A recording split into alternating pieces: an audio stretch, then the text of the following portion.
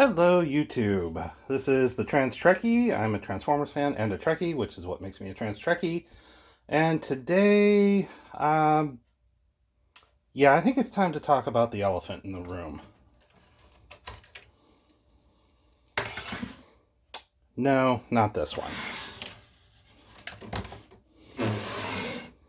Nope, not this one either.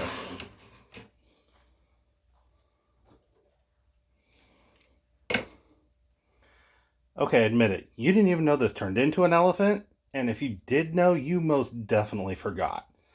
But no, not this one either. Today, I am going to be reviewing the Studio Series The Transformers the movie, because it's not 86 anymore. Soundwave. And I know what you're probably immediately thinking. What the hell's the elephant in the room on this one? Surely this is like the best Soundwave ever, and it's, what possible problem or elephant in the room could there be regarding this figure? Well, this is pretty much going to be a thing with me reviewing anything from the Marvel Sunbow Studio Series, whatever that morphs into. Whether it's 86, the Transformers the movie, the Studio Series 84, yeah, fuck it. I'm just going to call it the Studio Series Marvel Sunbow. I get it. It was the only thing we had to watch back in the 80s. There was nothing else. That was it.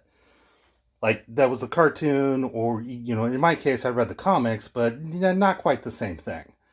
If you wanted anything to watch visually, the cartoon was it. And I gotta tell you, even back then, it was a shitty cartoon. Of all the cartoons that were made back in the 80s, this one was made with the least amount of fucks given. And I guess for me, that's the elephant in the room. Is Hasbro and Takara, more Takara, I think, than Hasbro, has been, for the last 40 plus years now, have been trying to make some sort of physical, three-dimensional, transforming object based on those designs. And I just fucking wish they'd quit trying. It's not gonna fucking happen.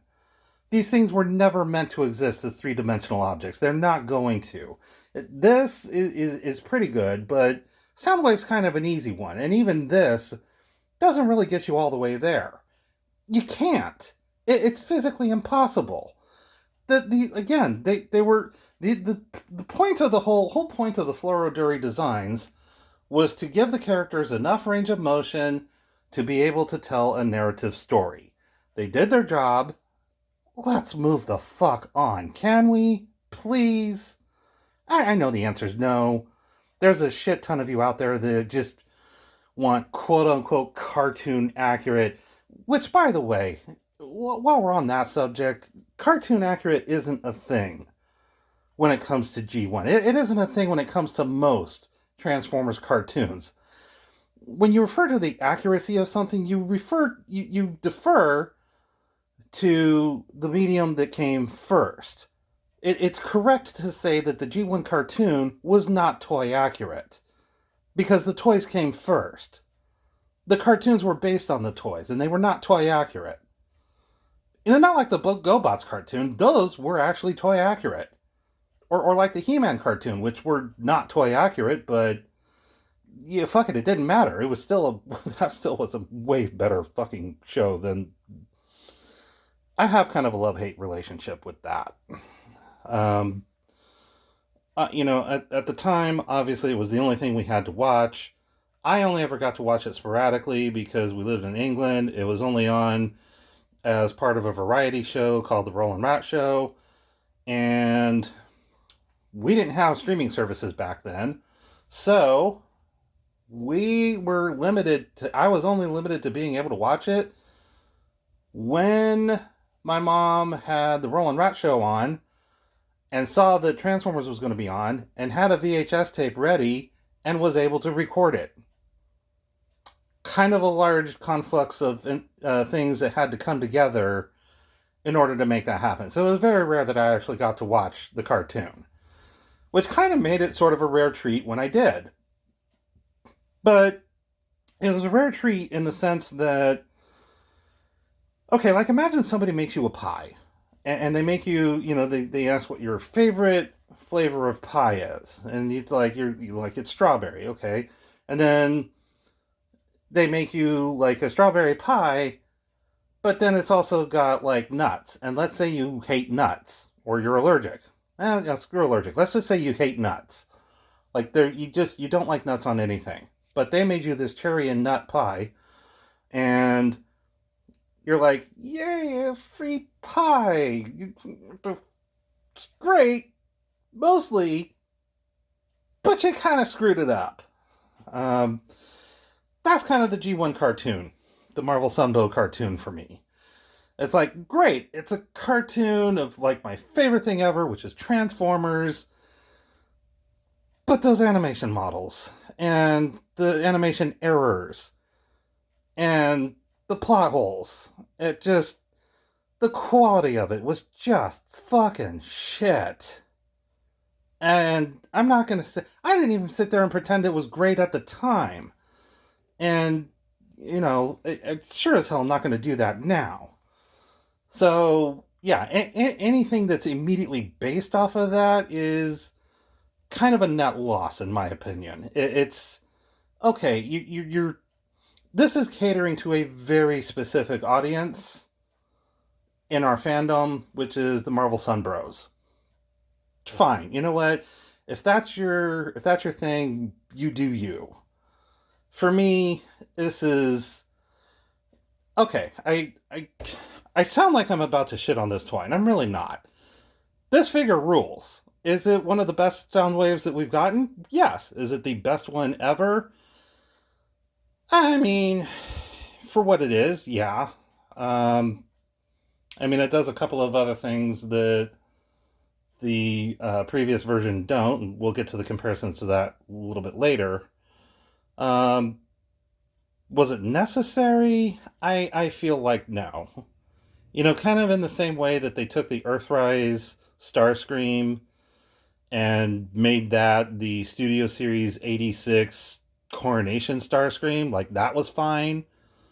That checked all the boxes for anything anyone would ever need. Except no, apparently not, because we're getting new Seekers. But at the time, it checked all the boxes you needed for a Studio Series Starscream. This checks all the boxes for anything you would need for a Studio Series Soundwave. I know others have mentioned this, but I do kind of wish this was sideways rather than that, but that's such a minor nitpick, I don't even really care about that. The biggest thing that I don't really care for are the wings on these guys. They're basically triangles. The animation models, I think, were better represented with these guys. The Siege, Dramatic Capture, Earthrise, Legacy, Birds.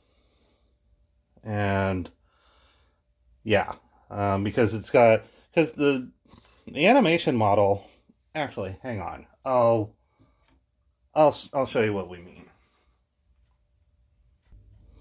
Okay, so what I have here is reprints from Marvel's Transformers universe, which basically did use the animation models from the Marvel Sunbow cartoon as their imagery. And as you can see, for Buzzsaw, there's some very distinct shapes here.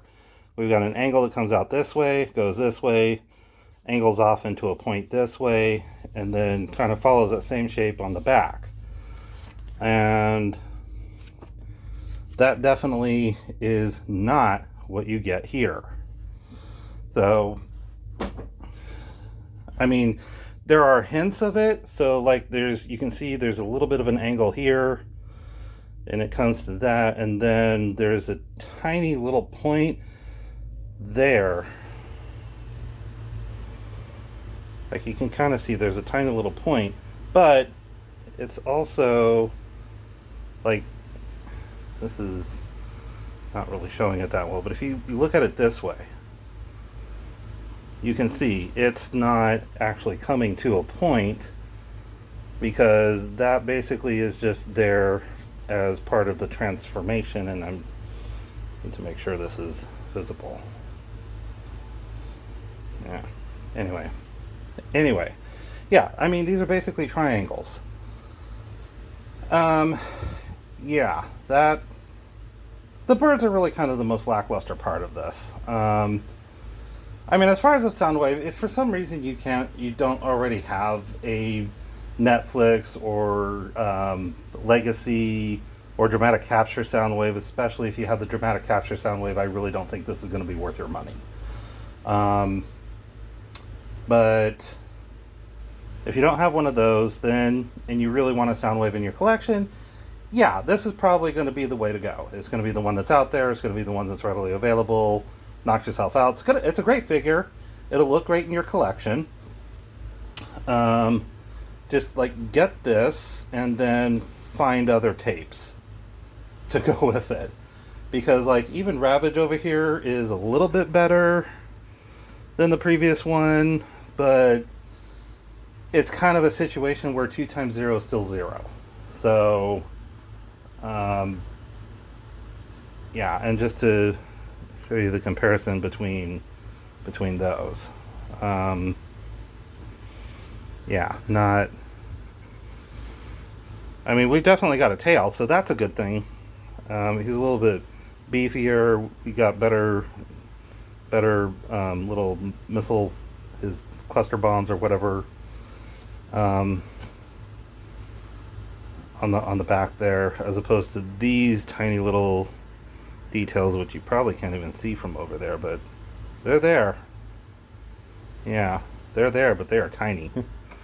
This, much more prominent, does look a lot better. I'll give it that. Still not a great version of Ravage. It's kind of funny to me that in 40 years, the best version of Ravage is still the G1 Ravage. They have not improved on the design. Maybe the Masterpiece one. It's been quite a while since I've had a Masterpiece Ravage, so, but I don't recall that one being all that great either. So, and the other thing too is that this still works on the same size cassettes as the previous previous Soundwave and Blaster. And so here we've got Ramhorn from the Perceptor debacle, and as you can see, that fits perfectly in there. Does the thing. Hooray. Again, it's a good Soundwave. It just, do I think we really needed it? No. Or more accurately, I don't think it needed to be a brand new mold. As for comparisons, here's Dramatic Capture Soundwave, and as far as, I mean, really the only difference, so this one does not have wrists, and he's also, I know a lot of people get annoyed by hollow part. This doesn't bother me, but I kind of don't really nitpick shit the way I used to. If you're one of those that really nitpicks and you really need like wrist articulation, you've got that. If you don't want open areas on the arms, you've got that. So, I mean, there are some improvements, they were both leader class, so he's a little bit bigger. I mean, you got that going for you.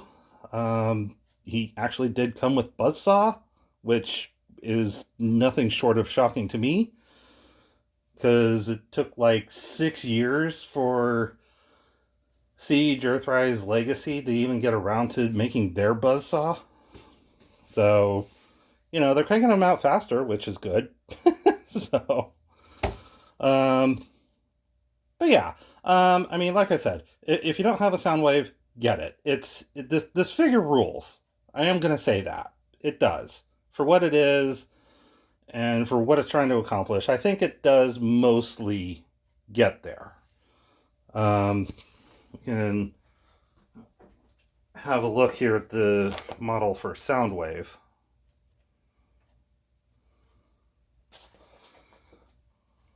Okay, this might not be the best example, but close enough. So here we have more or less the animation model for Soundwave. Obviously, this was during the comics part of the comics where Soundwave had a mouth for reasons, but the rest of this is more or less the Marvel Sunbow is inspired by the cartoon. So you can see there's a lot more streamlined of a look, and yeah, some of that kind of comes through. I mean, obviously we can see the bit off the back. Not much they could really do about that. So, I mean, if this is kind of what you're going for, this is about as close as you're going to get in any sort of 3D environment. I certainly think they executed this a hell of a lot better than Devastator, who looks absolutely nothing like the Marvel Sunbow. I mean, the colors are the same, so they kind of nailed Devastator there. But when you look at the combined mode and then you look at the animation model, it is night and day. I don't even think there's a way that they could do that and have it look as bad as it does on the cartoon. The Heroes of Cybertron, when they did the little PVC figures, the ones that were imported from, or they brought over from Japan, when they had those little PVC figures, that's as close as you're gonna get to the animation model for Devastator. Something that absolutely does not transform is as close as you're gonna get. So, so for transformation, we'll pull this off. Pull this off. This goes in there like that. There we go. And then do that. This folds into there. Send that down. Same thing over here. Fold that in. That down.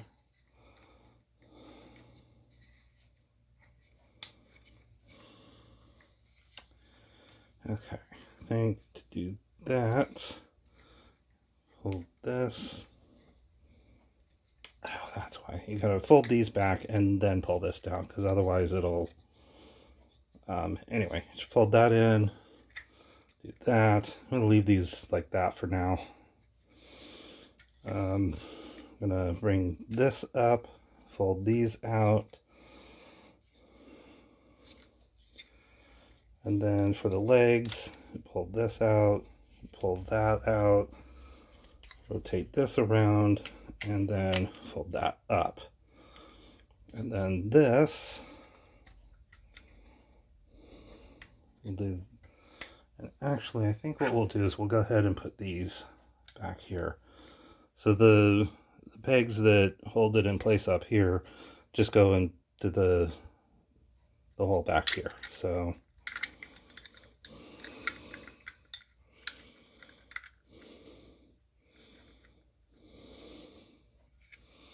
and then when it closes, there's a little tab there that goes into that slot right there. So it just goes like that. But that's usually better done after we move the arms back like this. We'll move those up like that. Grab this.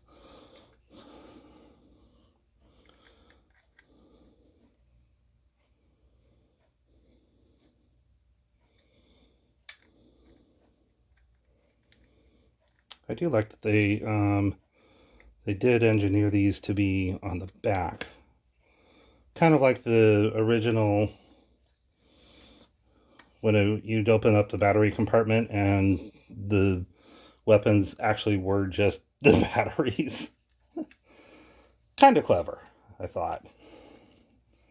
Nice to see that come back. And then this actually collapses down, and then this goes up. This is going to fit into that right there. So just do that, snaps into place. This little tab right here is going to fit right in here. So just do that, then do that. That's how all of that works. So we're going to do this. Oh, and then these fold in as well, the knees.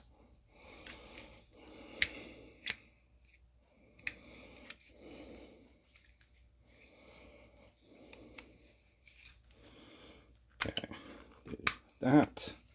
And then these are actually just going to tab right into here. There's a couple of tabs there.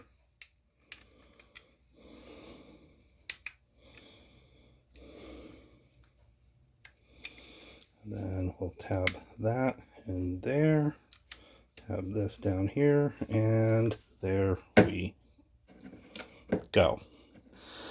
All right, and there we go. There we have him in his cassette player mode, and or his Walkman. That's what it was called back then. It was a Walkman, which was a portable device that, whatever. Anyway, if you were there, you knew. If not, Google it. So, we'll compare this. I'll convert this off screen back in a moment. Okay, and there you can see them both in their Walkman modes. I mean, again, they were both leader class figures, and it kind of makes sense that they're both about the same size in this mode. Personally, I don't know. The bright silver of the dramatic capture, which I realize may be cost prohibitive for people at this point, it just is so much more vibrant and just pops more than the Studio Series. Like I said, if you don't have a Soundwave and you want a Soundwave, this is a good Soundwave. This is probably the best one you can get. So it is definitely worth the price. You certainly get what you pay for. I will say that much. And then I'll show how these are really simple. Just fold the head back, bring the wings forward, move the talons up, fold the wings down, and voila. There you go. There's a cassette. Air quotes, cassette. Yeah, I mean, you know, it certainly is more, it looks better in the cassette mode than the previous ones. I will give them that. But as far as sometimes it's a little bit tough to get them in there too. Try it this way.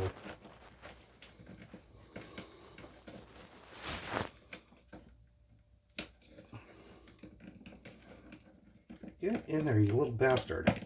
There. There we go. There we go. We got Buzzsaw into Soundwave. Snaps open like it should. Hooray. Yeah, but yeah, these triangle wings just are not working for me. I am not even going to get into Ravage's transformation. It's, well, you know what? No, I will. So they start by pulling his tail off, set that off to the side, and then this whole thing is on a ball joint, which rotate around, Okay, there we go. And then the legs back here fold out like that. It's a good shot of Ravage's butt. The head splits in half. That's not disturbing at all. I mean, they're robots. I guess it probably isn't, but could they really not have figured out something a little less disturbing than just full out? It's not really decapitation.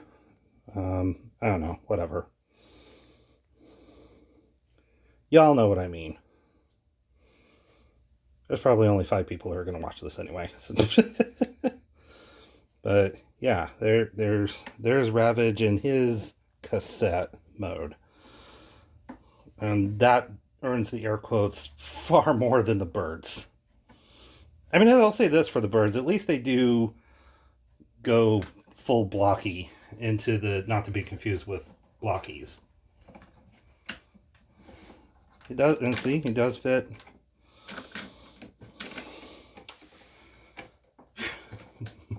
Okay. Ravage is just eager to get out of the... Whatever. There we go. So, yeah, you can see it fits in the previous one.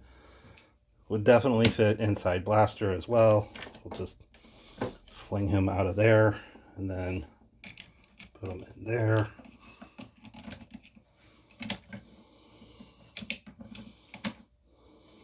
So, yeah.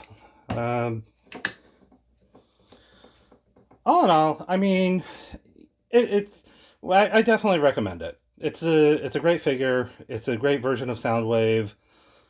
My only beef with it is, again, the issues I have with the Marvel Sunbow cartoon, and just kind of wishing Hasbro would just give up. Just stop.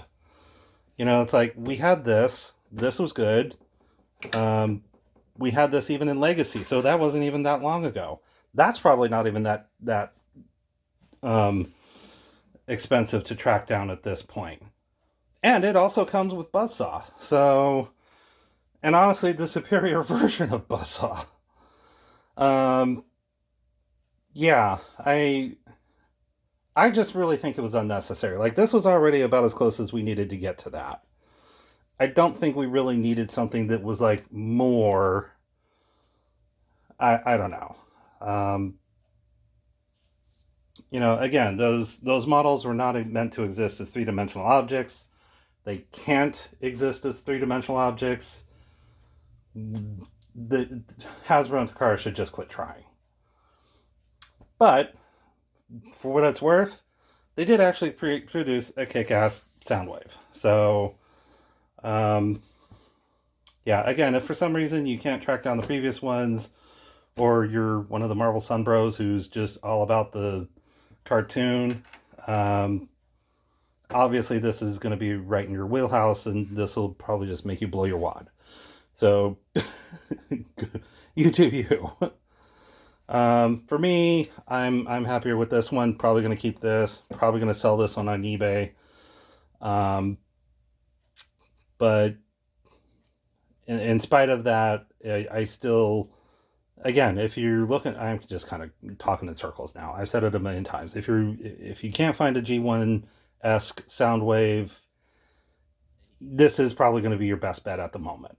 And honestly, you could do worse. So, but anyway, that is my review of the Studio Series, The Transformers, the movie, Soundwave, and apparently Buzzsaw, Laserbeak, and Ravage. And if you want to see more videos and more reviews, feel free to support me on Patreon. It's patreon.com/transtrekkie. And I will see you in the next one. Thank you.